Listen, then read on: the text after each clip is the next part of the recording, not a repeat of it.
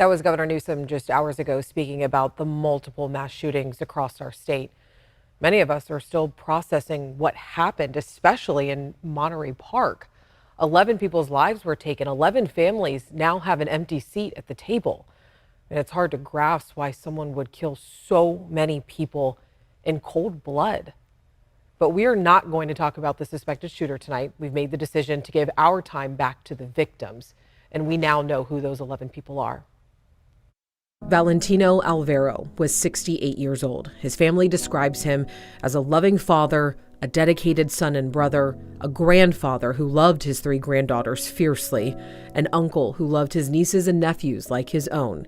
He loved ballroom dancing, he loved his community, and was the life of any party. Mimi Nien was 65 years old. Her family says she spent so many years going to the dance studio in Monterey Park on the weekends. It's what she loved to do. If you knew her warm smile and kindness was contagious. She was a loving aunt, sister, daughter, and friend. Diana Tom was 70 years old. She was hospitalized after the shooting. She died yesterday.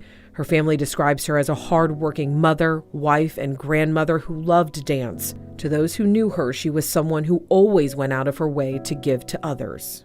Tonight, we also honor the loss of Hong John, who was 62 years old, Yu Cao, who was 72, Lilan Li, who was 63 years old, Ming Ma, who was 72 years old, Moi Ang, who was 67 years old, Cha Yao, who was 76 years old, Wen Yu, who was 64 years old, and Siljuan Yui, who was 57 years old. Many vigils like this one are still taking place in Monterey Park tonight. Hundreds are gathering to mourn the lives that were lost. And new tonight, Vice President Kamala Harris is traveling to California. She's expected to visit Monterey Park tomorrow. President Biden also says that he's been talking with Governor Gavin Newsom.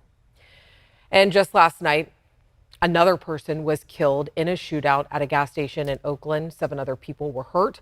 Some of the victims took themselves to the hospital after getting shot. They are in stable condition, but no one has been arrested. And that was after 7 other people were killed in Half Moon Bay. A man allegedly drove to 2 separate locations to carry out his attacks. 5 men and 2 women were in the shootings in Half Moon Bay. The victims were all of Hispanic and Asian descent, but investigators do not believe this was a hate crime. You know, he gave several-hour-long statement last night. What I will say, it has alleviated for us any thought that this was a hate crime. It was not a hate crime. This was simply a workplace dispute. A former roommate of the suspected shooter said the suspected shooter tried to suffocate him with a pillow, threatened to cut his head off with a knife, and made death threats. According to court documents, that roommate was twice granted a restraining order. Now, our Monica Coleman was in Half Moon Bay today. Following these developments, all as Governor Gavin Newsom arrived.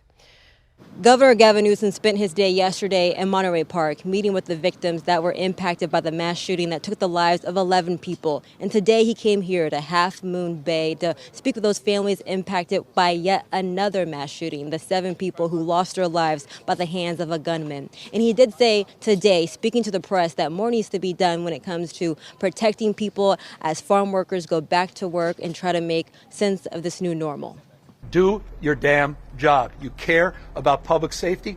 BS. Unless you are addressing the #1 cause of death for children last year, and that's guns. Don't lay claim you give a damn about public safety. California has some of the strictest gun laws in the country, but yet we saw 2 mass shootings in the last 3 days. When we brought this concern to Governor Gavin Newsom, he says that California needs help from the federal government to make sure that it's not just up to local states to enforce gun safety, but it's across the country. After the first of these last 3 mass shootings, lawmakers immediately started calling for stricter gun control measures. They said what California is doing works, but they can only do so much when the federal government and surrounding states don't follow suit. So I want to go ahead and bring in our political reporter, Morgan Reiner, into the conversation. I want to talk more about what these lawmakers want, because what do they want? Want here is a key word, Alex, because even when California does successfully pass any sort of gun legislation, it's often fought back right away in court. And with a more conservative Supreme Court these days, the environment is changing. The litmus test is getting stricter. For example, California passed a law that would allow anyone to sue those who manufacture, sell, distribute guns that are already illegal in California. The governor actually came up with that one after Texas passed a similar measure dealing with abortions. That law is currently in court right now in California. Part of it was already blocked by a judge. He said it was unconstitutional. And then last summer, the Supreme Court invalidated one of California's concealed carry requirements. And then the state also had a ban that prohibited anyone under the age of 21, even if they were an adult, from purchasing high-capacity magazines. That one was overturned as well. You know, Attorney General Rob Bonta, I spoke to him one-on-one, and he told me that his office is always in court battling. And even before these recent, mass shootings that we've been seeing, lawmakers have already introduced a handful of gun control bills, one that will likely be challenged if passed, right? Yeah, one of the bills that was introduced over the last few weeks would require a higher tax when you purchase any new gun or ammunitions to help fund gun violence prevention programs. Another one that would prevent the average citizen from purchasing a bulletproof vest. Now, these were already bills that were introduced the last legislative session. They failed. So these lawmakers are going to have to figure out how to pass it and get it signed by the governor before they could even think about a challenge in court after the fact. Now, yesterday, the AAPI Legislative Caucus, they held a vigil in honor of the Monterey Park victims. And I spoke to one of the lawmakers there who was calling for more action. And he says he would like to see more done with background checks. For example, he would like to see people have to take a test before you can get a gun, like he says that you do with needing to get a driver's license. He also wants to see more to enforce red flag laws. And we see time and time again when something like this happens, the big discussion is about gun laws and how well they are working. Who's right, who's wrong?